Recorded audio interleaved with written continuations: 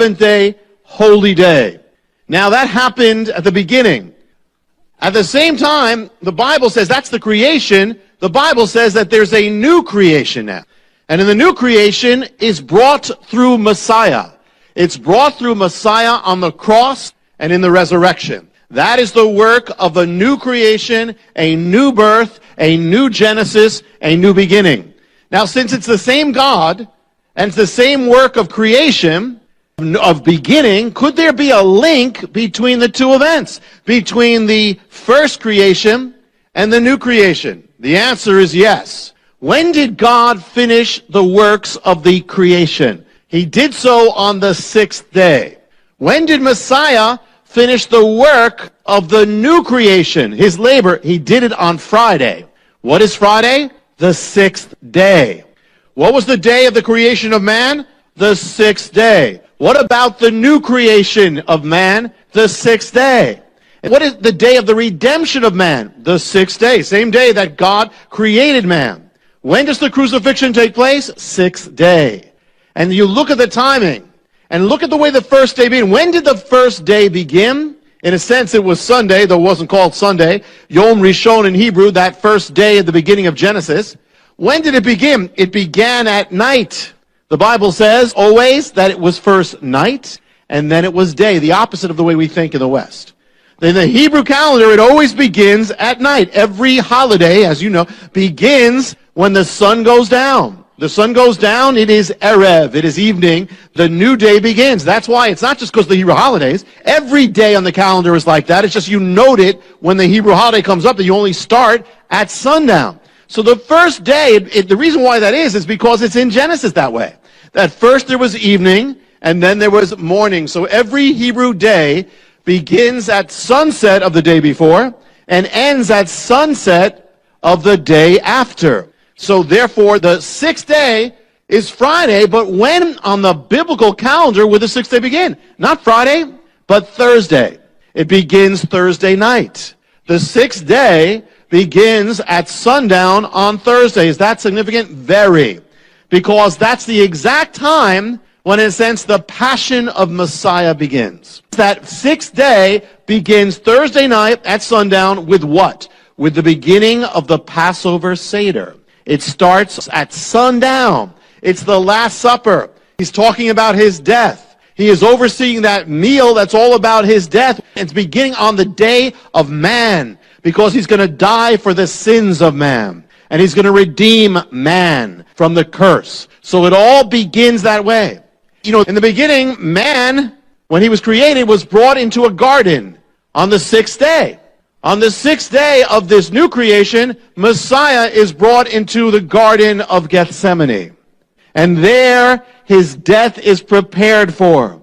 On the sixth day, he is crucified. The sixth day.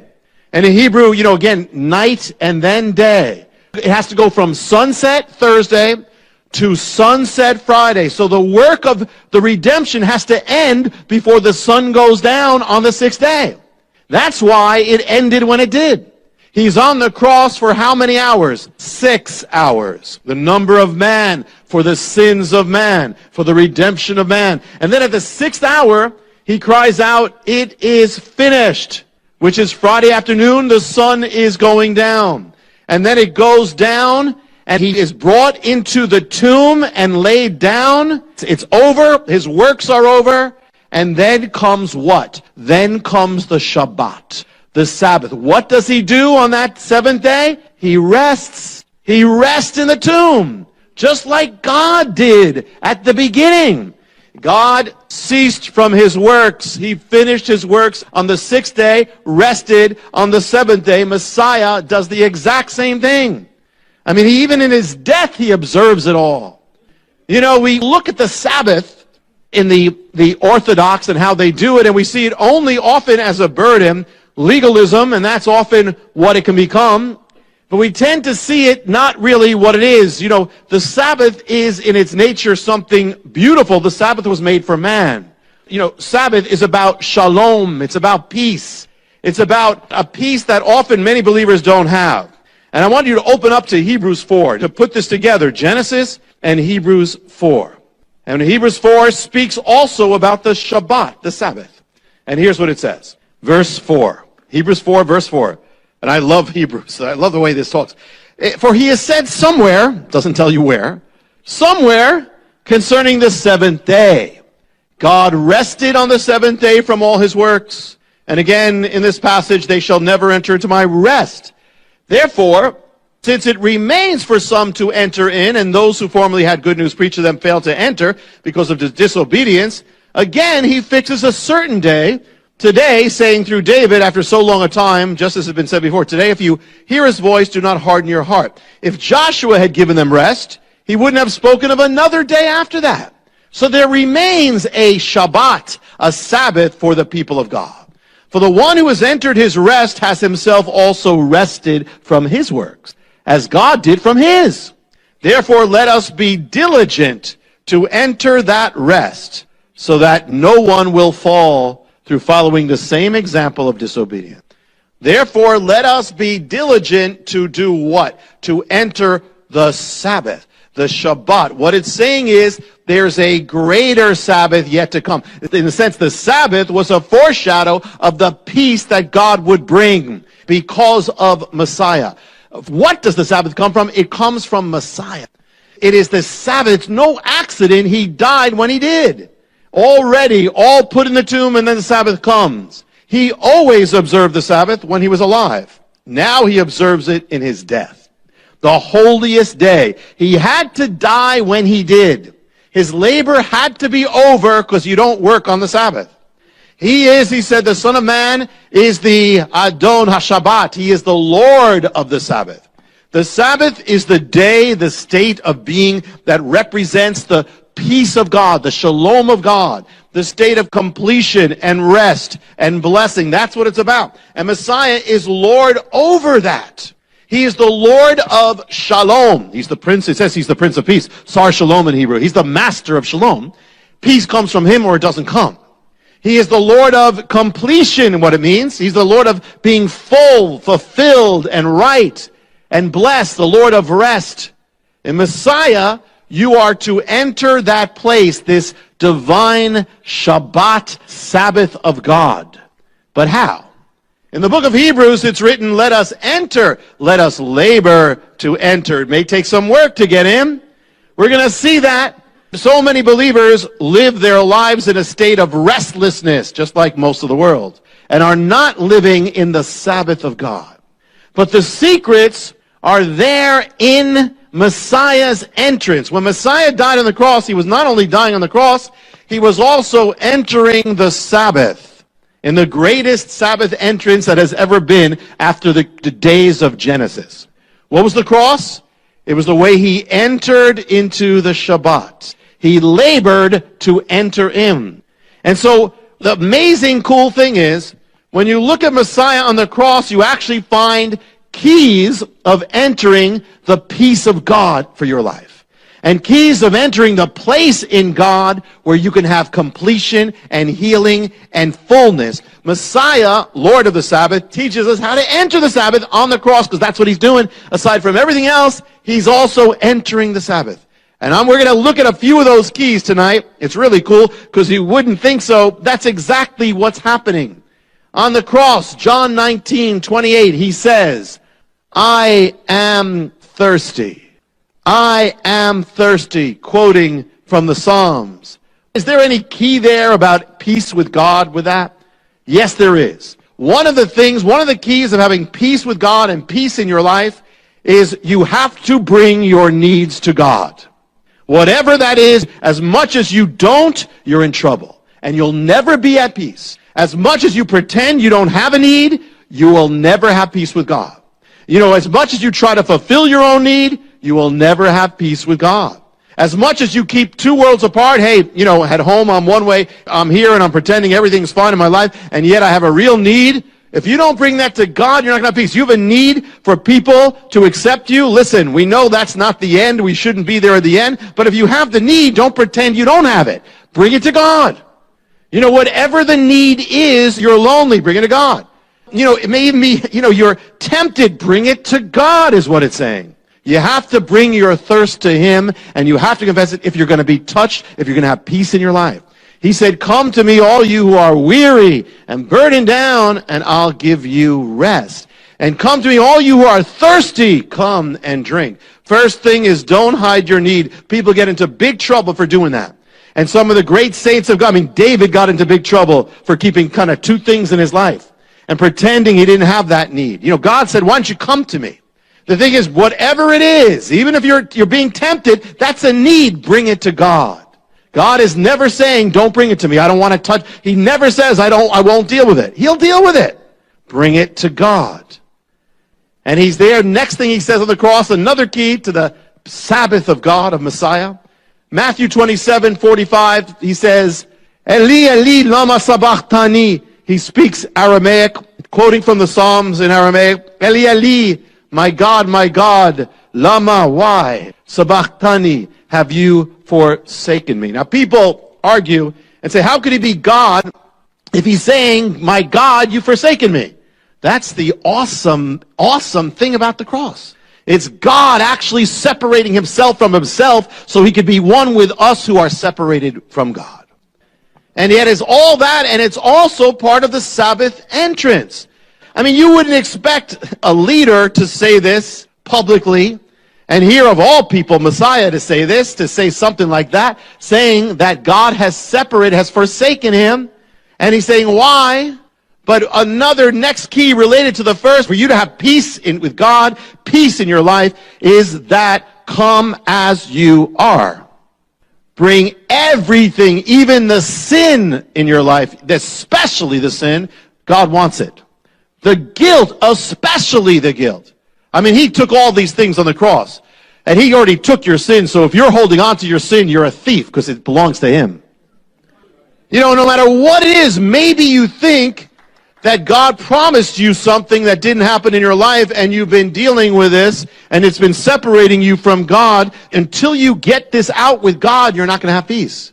Even the separation from God, don't let that, listen, if God himself is saying, God, why are you far from me? If God could separate from himself and still be God, that means that no matter how far you feel from God, there's a way, doesn't matter what it is, even that won't separate you from God. You could have committed murder, and that still won't separate you from God if you bring it to God. It's just you don't feel him close. Bring it to him. You're mad at God. You ever been mad at God? Yes, of course you've been mad with God sometimes.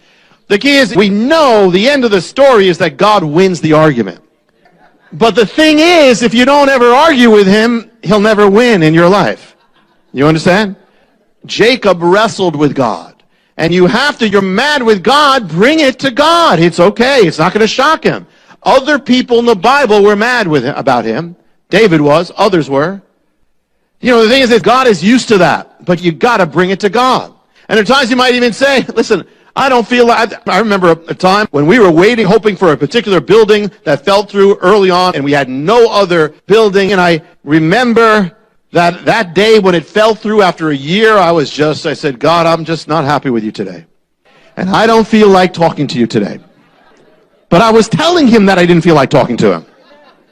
It was okay if you don't feel like talking to him as long as you tell him about it. What happened was, God then did the biggest miracle. The next day, he got us the building. But I had to get to that point. If I just didn't deal with it, not it. Lama, he says, why, God?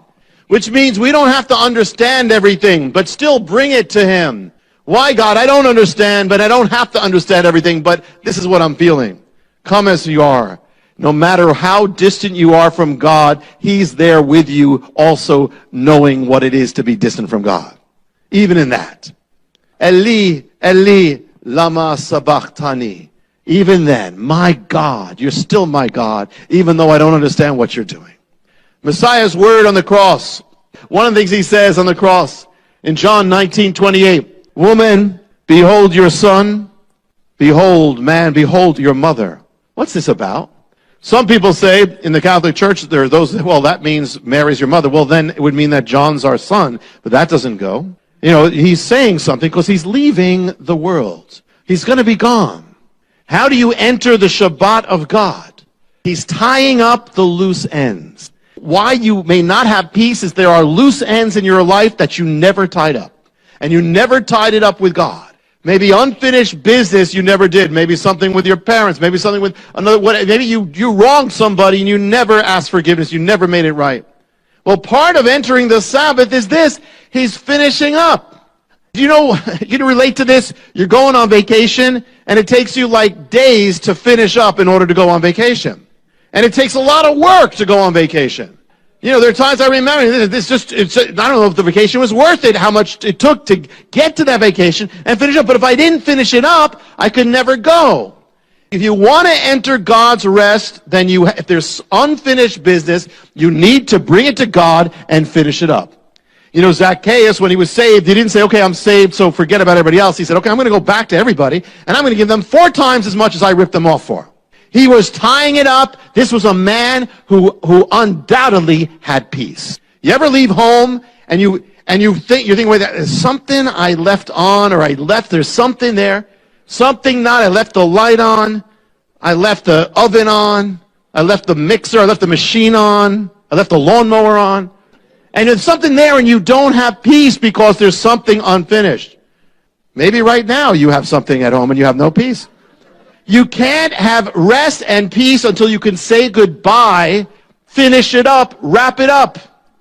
If there's something in your life, wrap it up. Something gnawing on you, wrap it up. Some guilt, some shame, wrap it up with God. It's His.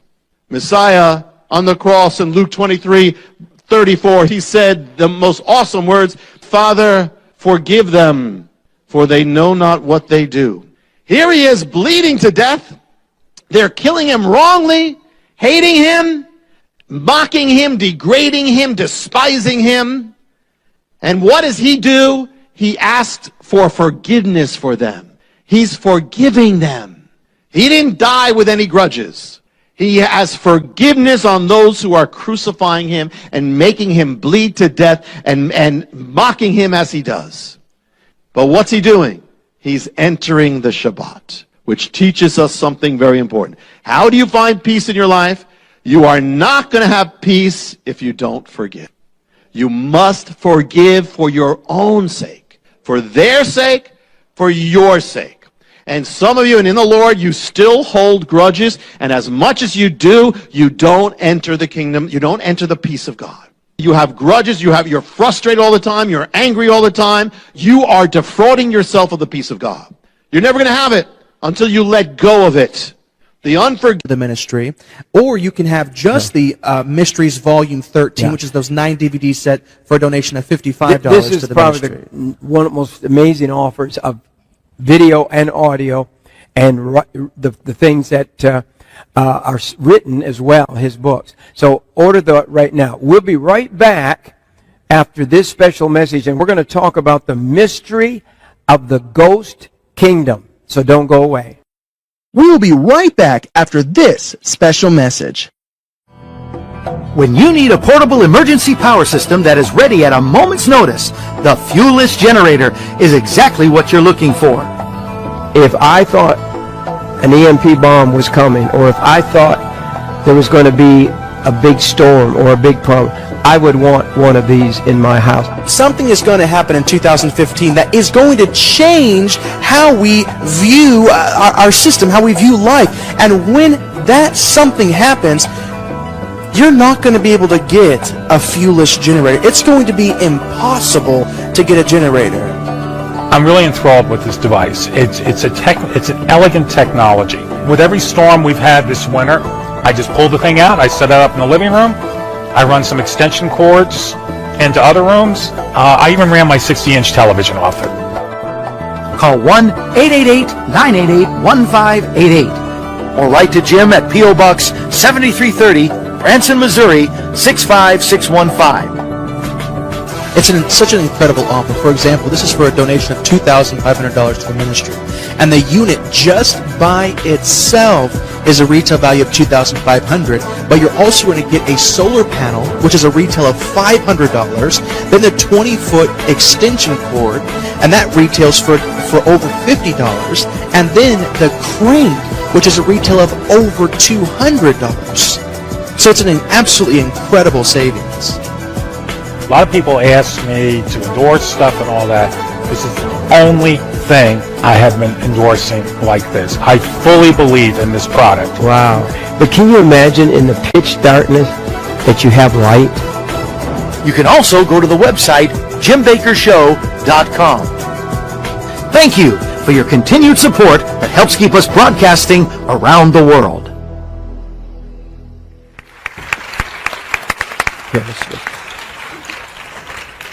Rabbi, one of the messages in your new series, the Mystery Volume 13, is the mystery of the ghost kingdom. That really intrigues me also. You have some real mysteries there. Sound like Hardy Boy books to me, you know. Mm-hmm. So the mystery of the ghost kingdom. Yeah. What does that mean? Well, this is linked to Daniel. Let me start this way. When I was growing up, there was a movie called "It's a Mad, Mad, Mad, Mad, Mad World." Oh yeah, and it was very funny. I saw that one when I was a kid. At one point, they're looking for this treasure. Some of you, and they're looking for, and they say it's under the big W. And they're walking around this park looking for it. They're going all around, and right there, it's in front. But it's so big they don't see it. I mean, it's right there in their faces, but they don't see it. Well, this is a prophetic. I want to share a prophetic end-time mystery that is like that big W. In other words, it is so big, and it's right there, and we, for the most part, have not seen it. This is going to be kind of a whole new take on it. And beginning with Daniel 2. Daniel sees the statue of the kingdoms that represent the four great empires of the world. The last one being the fourth one is the Roman. It's the final form. It's going to be the end time kingdom as well. So he sees all that there. Now this is what he says about that fourth kingdom. Daniel 2 says this, verse 33. His legs were of iron, his feet part of iron and part of clay. So the Roman Empire is represented by the legs and then the feet. And then verse 40 says this, the fourth kingdom shall be as iron breaks in pieces and subdues everything, all things. As iron breaks all these things, it will break in pieces and bruise. And where you saw the feet and the toes, part of the potter's clay and part iron, the kingdom shall be divided. But there shall be in it of the strength of iron, as much as shall the iron mixed with the clay. And as the toes, the feet were part iron, part clay, the kingdom shall be partly strong and partly broken. And where you saw iron mixed with the miry clay, they shall mingle themselves with the seed of men, but shall not cleave to one another, even as iron is not mixed with clay. All right. Rome. The traditional view of prophecy is this. Rome was the ancient kingdom. It fell in ancient times, long gone. We're waiting for when it will reappear. Now, that is true. That is true. Much can be said, but there's a whole nother realm of this that is true that I believe we've missed. In fact, the fourth empire is already here. And let me share this. Here's the key. First key is the legs are divided. It's a divided, and then the toes, it says it's a divided kingdom, divided empire. And so it is divided in clay, iron, divided with the legs, divided there. It's an empire of division or duality. Two things, Rome, iron and clay. Rome was made up of the Romans, was also made up of peoples from all nations. Rome was divided literally into east and west. It became the Eastern Empire and the Western Empire. Rome is also divided in time. It stood then in ancient times. It will stand again in the end times, solidified. So it's a divided essence is what we see here. What if the fourth empire, Rome, didn't end, still exists in a different form? It will exist in a solid form at the end, but what if iron breaks into pieces, but clay, it says, is broken? So it breaks, but it breaks other things, but it also gets broken, and by doing that, it subdues the world. What is that? There are different ways of subduing the world. What if the Roman Empire, by actually breaking, has been part of subduing the world? Rome is gone, or is it? The picture we have is Rome falling in 476 AD. The Germanic tribes come in, wipe it out. But what people don't know, by that time, Rome was already made up, the army was already made up of Germanic tribes of Rome. Much did not change when that happened. In fact, they even have a hard time making a real date of if it ended. It actually, the barbarians, who we say took over, continue to recognize the Roman Empire and said they are under the Roman Empire. Medieval civilization, Middle Ages, feudalism, was actually a carryover of Rome. It was just Rome breaking apart. It was the same thing. The language of Europe then was Latin, which is the language of the Roman Empire. It did not stop. 800 AD, Charlemagne is crowned emperor of the Romans. This is long after Rome was supposed to be gone. is crowned the Holy Roman Emperor. Rome will remain the center of civilization for over 1,000 years. Most of us learned in school about what we call the Renaissance. What's the Renaissance? The Renaissance is the rebirth of what? It's the rebirth of Roman culture. It was all about Rome culture infusing everything.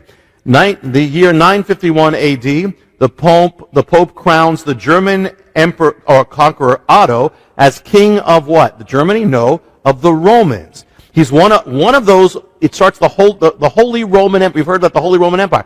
This is a continuation of Rome is happening, and one of those Holy Roman empires is called Charles V. One of his little piece of land was part of America. Now, America under this emperor of Rome. Now, this is the fourth beast, but it goes much farther. What's happening is that Rome actually did not end. I mean, in one sense, it spread through the world. It's been spreading through the world. Wow. It's been leavening the world. You can travel the world and look at capitals of the world, and all over you'll find their buildings are made to represent Rome. All over the world. Roman law is the basis of much of law that is still all over the world. When the Holy Roman Emperor fell, or the empire fell, out of it was born Germany. The leader of Germany was called what? The Kaiser. What is Kaiser? It's Caesar. It means Caesar. Oh. Kaiser is simply the German way of saying Caesar. So here you have the Holy Roman, then you have that. 20th century. The century of fascism, totalitarianism. Where does that begin? Begins with Mussolini. What was he trying to do? What was it? It was the revival of Rome. Hitler followed it for Nazi Germany. Where do you get the word fascism from? The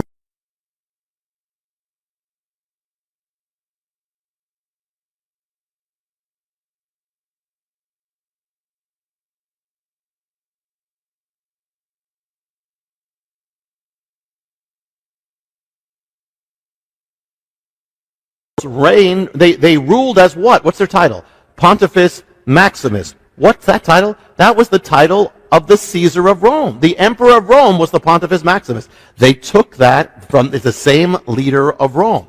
The diocese, that's how Rome divided up Rome into dioceses. Well, through the Catholic Church, it divided up, the world has been divided up as the Roman Empire. I'm not saying people in the Catholic Church know this or that's the point, but this is all the same, the continuation of the same thing. What language? Latin.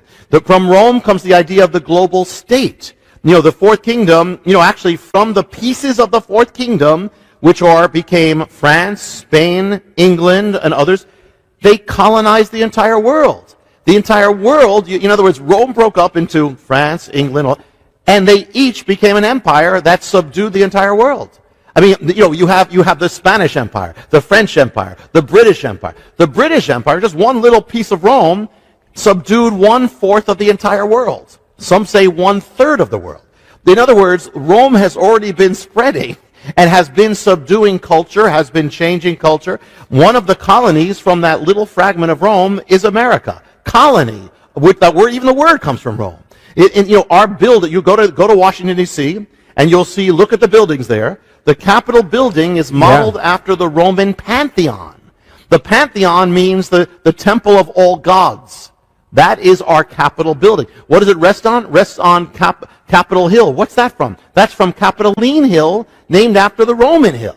You can look at the Supreme Court building, same thing. It is the Roman thing. Even the word, what's our highest body of ruling? The Senate. Where's that from? Rome. The president, the word president comes from Rome. The language of Rome, Latin, in one form or another, has covered the world. If you speak Spanish, that's basically Latin just morphed. It morphed into Spanish. You speak French, it's Latin, morphed into French. You speak Portuguese, it's Latin. It's the Roman language, morphed into that. Romanian, same thing, all that. English, we say English. English, what is English? English is Latin mixed in with German. In other words, it's Rome and the barbarians come together. It's the iron and the clay. Mixed together. Mixed together, iron and the clay, and it's covered the world. The language of Rome. When did Rome fall? We said 476 AD. Not exactly. Rome split into two, just like the legs of the statue of Daniel. And the East and West. Well, the Western Empire, we said...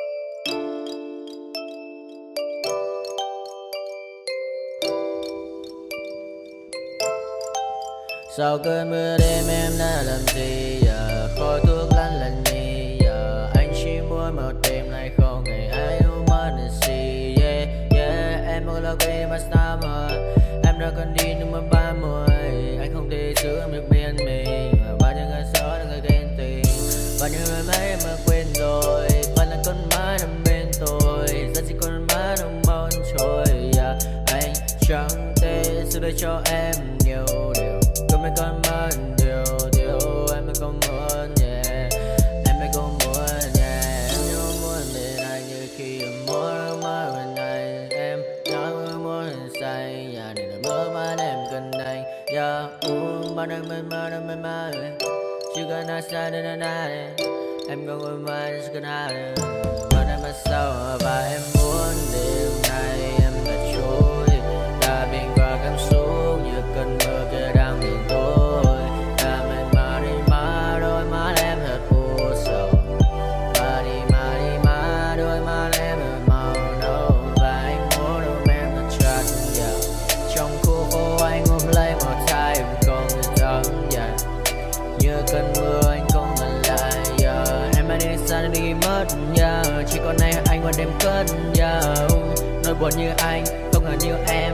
Yeah, ta cùng bên nhau xa rồi, chỉ còn cơn mưa kia đang nhạt trôi và em xa rồi, chỉ còn anh đêm nơi cơn mây mờ thôi. Yeah, mắt anh đã mở đi mascara, môi hồng như Evergrande. Yeah, bạn em như cậu AK, pháo hoa là ta ta ta ta. Anh bay lên trên trời cao, tôi ngăn đao trên một vì sao mọi